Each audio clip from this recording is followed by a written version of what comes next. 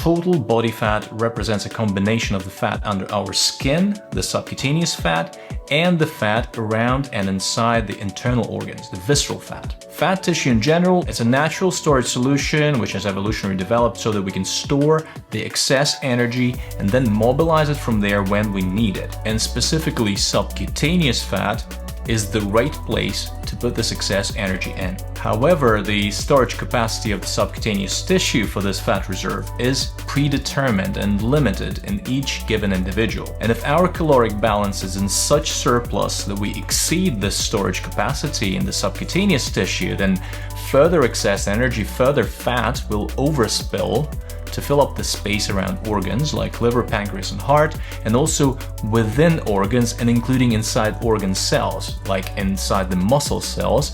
And this forms a metabolically active visceral fat tissue, which produces multiple molecules that negatively affect health via insulin resistance, systemic inflammation, and so on. So it's not just the total body fat percentage we're interested in, but more importantly, for the context of health and longevity, it is the VAT estimate, the amount of visceral adipose tissue. Being average, that is at the 50th percentile in the modern Western society, will put us at a very high risk for cardiovascular disease and type 2 diabetes. And that's why we should ideally be aiming VAT below the 25th percentile for our sex and age bracket.